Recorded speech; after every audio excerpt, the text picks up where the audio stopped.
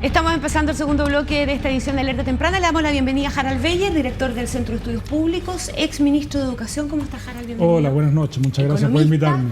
Tenemos hartos temas que conversar con Harald Beyer. Uno es la encuesta sobre el mundo mapuche, que tiene además una mirada interesante porque se puede comparar con una encuesta equivalente de hace 10 años atrás. Pero nosotros dejamos pendientes varios temas vinculados con el movimiento estudiantil y con el tema de la reforma educacional antes de irnos al corte.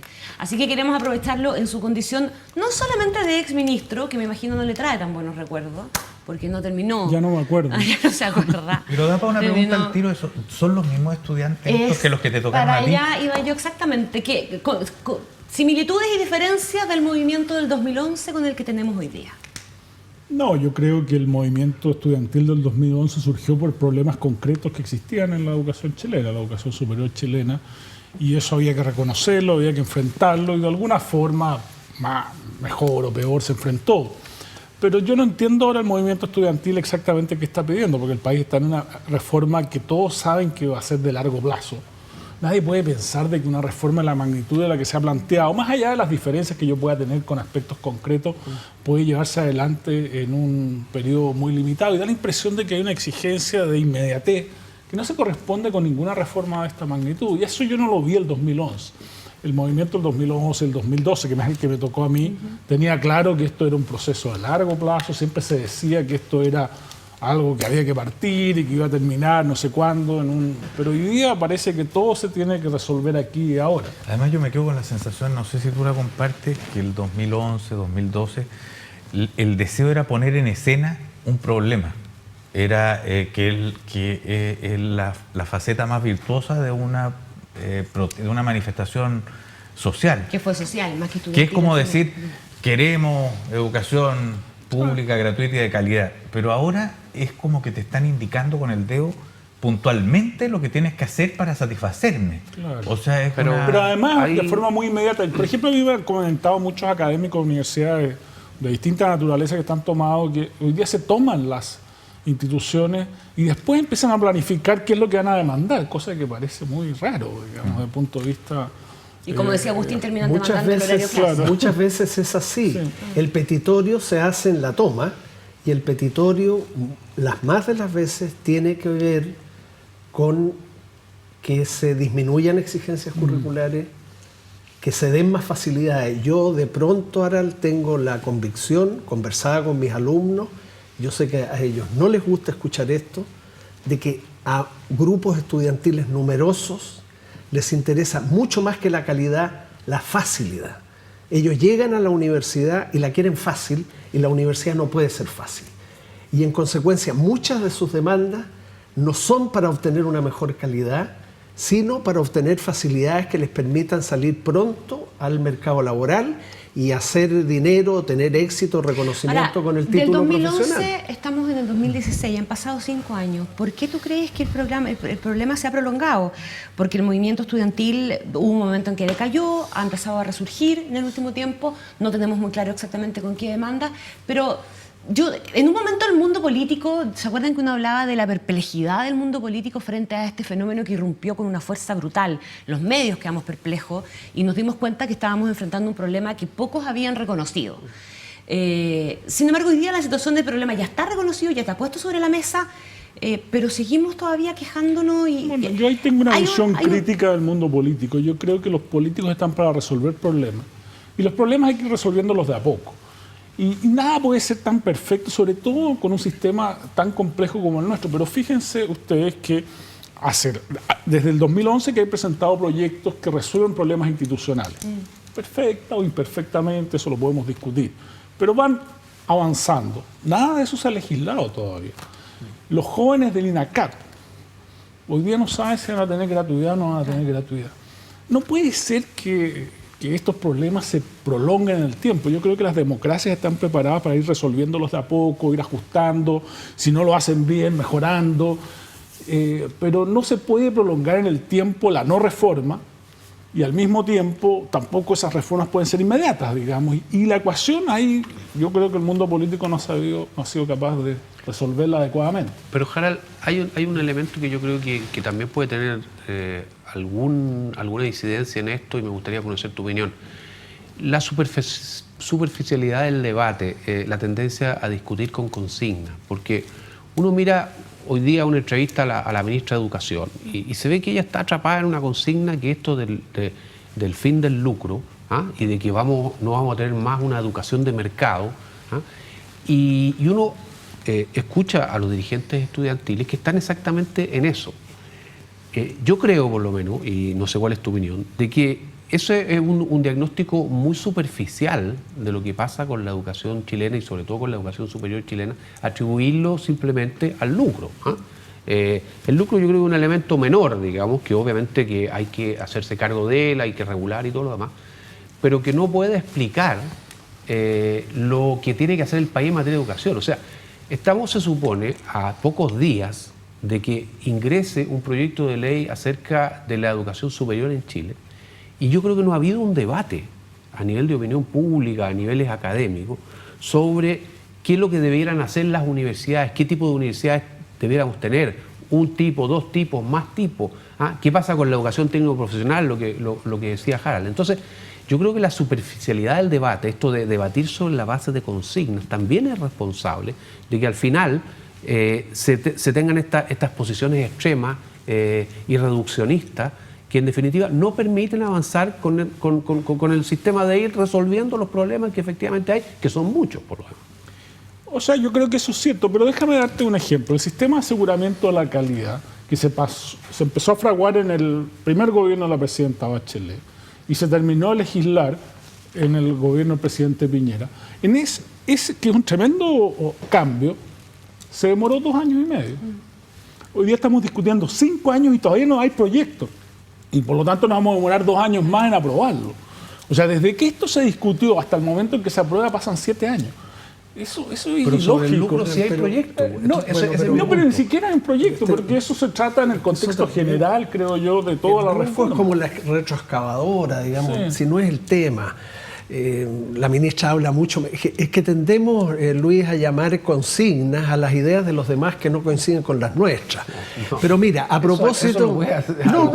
Eso me pasa a mí, no me pasa a mí y a cualquier persona. Siempre la consigna es del otro, la ideología es del otro. Yo no tengo ideología, yo tengo puros datos técnicos, yo no tengo prejuicios. Todos sabemos que somos prisioneros de nuestras propias ideas y eso está muy bien. Pero ahora, a propósito de lo que decía Luis y tú, fíjate que va a entrar finalmente un proyecto de ley de educación superior importante. Ya veremos cómo viene, ya veremos cómo se alinean las apreciaciones críticas sobre el mismo, pero va a crear una subsecretaría de educación superior, va a crear una superintendencia de educación superior, va a crear una nueva agencia de calidad y un nuevo sistema de financiamiento. Eso es mucho más que la cuestión del lucro. Entonces, lo que yo me pregunto ahora al hilo de lo que hablábamos en el primer panel, y ya hay tomas en las universidades, paros desde luego, y marchas de la Confecha el 23 contra un proyecto de ley que no se sabe, más allá de que estos son los contenidos, qué articulado tiene. Entonces, será muy candoroso de mi parte expresar el deseo, tú que tienes experiencia en el tema educacional y también político, de que pudiera marcharse hacia una especie de pacto, de acuerdo entre los actores de la educación superior chilena, universidades, institutos profesionales, centros de formación técnica, federaciones estudiantiles, mundo político, para hacer una especie de alto, para decir, mire, no nos sigamos movilizando. Que puede ser candoroso, pero una especie de pacto, de acuerdo, mire, esto entra a sede legislativa, va a estar a lo menos 1 año y medio, quizás 2 años ahí. Todos podemos ser escuchados. ¿Por qué no contribuimos todos los actores de la educación superior, incluyendo al mundo político, a crear una suerte de arreglo momentáneo que excluya los paros y que excluya las tomas, no excluya las marchas? Puede que en 3 meses más los estudiantes quieran marchar y marcharán, pero démonos tiempo para lo que pide Luis, en eso te encuentro toda la razón, para ser más reflexivos. No podemos seguir reflexionando a gritos en las asambleas estudiantiles, no podemos seguir reflexionando a gritos con pancartas en las calles, menos con violencia. Por Dios que nos vendría bien un tipo de pacto o acuerdo como ese que tal vez el Consejo de Rectores de las Universidades Chilenas podría liderar, un llamado a tranquilizarnos, para reflexionar mejor sobre este proyecto y ayudar a que tengamos la mejor ley posible. Sería extraordinario. Yo noto que en el último tiempo esto está ocurriendo. Bueno, Pero no estoy tan candoroso. Pero los estudiantes se están apartando de esto. Y la pregunta ¿Por qué? es no solamente por qué hacer frente a eso. Y yo creo que hay que invitar una y otra vez a los estudiantes a sumarse, pero si no se suman hay que excluirlos. Pero, ¿Sí? Yo creo que el proceso de liberación supone que todos acuden de buena fe a discutir sobre asuntos que son además que van a trascender a todos los que estamos aquí, digamos. O sea, los sistemas de educación superior evolucionan, van cambiando, están sometidos a una tremenda presión en todo el mundo. Y por lo tanto, si uno invita a la deliberación y alguien se quiere restar, bueno, tampoco podemos hacerlo imposible, digamos. Oye, yo me iría por el camino un poco que estaba diciendo Agustín, pero para preguntártelo en un sentido más amplio. ¿No será que, y te lo pregunto, a ver, tú fuiste ministro del gobierno de Sebastián Piñera, viviste un tiempo que era de germen de un algo político que hoy día se ve abusado, una transformación que ya parece no ser la misma que se vivía en los gobiernos clásicamente concertacionistas para atrás, donde la lógica del acuerdo estaba muy motivada por la construcción de algo a partir de una cierta nada, que se llamaba la democracia? Entonces había que... Pero llegamos a un momento en que parece que de esa necesidad de acuerdos para construir algo, hemos llegado a un espacio de normalización o satisfacción, como algunos están viendo hoy día, que lleva a la divergencia. O sea, el deseo del acuerdo tiene un algo, el deseo del acuerdo, así como lo hemos vivido en los últimos años, tiene un algo de una nostalgia de un tiempo político que parece que no es el actual. O sea, están los estudiantes a los que podríamos dejar afuera de un cierto acuerdo si es necesario, de acuerdo, pero la señal también que está ahí es que hay un mundo político nuevo que está entrando, que ya no se mueve con las lógicas anteriores. Entonces, la pregunta que te haría es, desde la experiencia, desde lo que ves con las encuestas, desde lo que estás viendo hoy día, ¿es un mundo político y una realidad cultural tan distinta de la otra como para que uno tuviera que empezar a acostumbrarse a verla de otra manera? Pero yo no quiero buscar acuerdos por buscar acuerdos. Yo incluso ni siquiera estoy buscando acuerdos. Sí. Yo lo que quiero es que haya un proceso de liberación, de reflexión sobre los asuntos de la educación superior y que después se vote. Claro. O sea, esa es la forma en que van resolviendo las democracias sus problemas, digamos. Claro. Pero lo que no ha habido es deliberación, lo que tú llamas genuinamente deliberación, una discusión profunda. Déjame explicar entonces un último 2 segundos para decir, yo de las cosas que he visto que sucede en el proceso constitucional, de participación constitucional, lo virtuoso que le veo es que es la búsqueda de un diálogo, es un diálogo que busca volver a entenderse cuando los representantes parecen representar muy poco, en las últimas encuestas los dos grandes bloques, 30 y algo %, que cuando hablan y se ponen de acuerdo parece que no ponen de acuerdo a la comunidad. Pareciera que no resolvieran. No sé cómo ves tú. Si yo me explicara, yo hablé de un acuerdo en términos de una tregua, para poder empezar a reflexionar. Puede que no nos puede que no nos pongamos de acuerdo, no estamos obligados a ponernos de acuerdo en lo que salga como ley. Que haya deliberación. Pero sí que haya una deliberación tranquila, y para eso tiene que haber una tregua. Eliminemos, como no las hay en el proceso constituyente, asperezas, modalidades que instalan la anormalidad en el mundo universitario. Paros y tomas. Yo pido solamente eso. Suspendamos los paros y las tomas y sentémonos a conversar. Yo creo yo estoy de acuerdo. Sí, yo creo que a lo que apunta Patricio, yo creo que es correcto. Hay una necesidad de mayor participación en las democracias modernas. Y las democracias están tensionadas por esto. ¿Cómo resolverlo? ¿Cómo ir acomodándolo? ¿Cómo, sin dejar de ser representativa, abren estos espacios de participación? Y yo lo veo no solamente en Chile, sino que en el resto de América Latina, en Europa. ¿Cómo se equilibra bien esto, digamos? Porque al final tú tampoco puedes renunciar a la democracia representativa, porque al final eso es lo que te da consistencia y te da a largo plazo y te da permanencia. Una cosa que yo creo que el proceso constituyente tiene eso, es una forma de participación, de opinar. Yo te sin paros ni tomas. Sí, yo te voy a decir una cosa que yo he constatado dando vueltas por Chile, callejeando y estando hablando con muy distinta gente, que aquí estamos ante un problema de gobernabilidad, pero no de convivencia. O sea, tú cuando llegas a los lugares donde la gente conversa, no ves violencia ninguna. No ves pasiones exacerbadas de ningún tipo. Esa es una cosa que está aconteciendo en otro territorio. no en el territorio de las vidas de la gente. Entonces, pero como sociedad estamos permitiendo que eso se tome la agenda y que se tome las calles.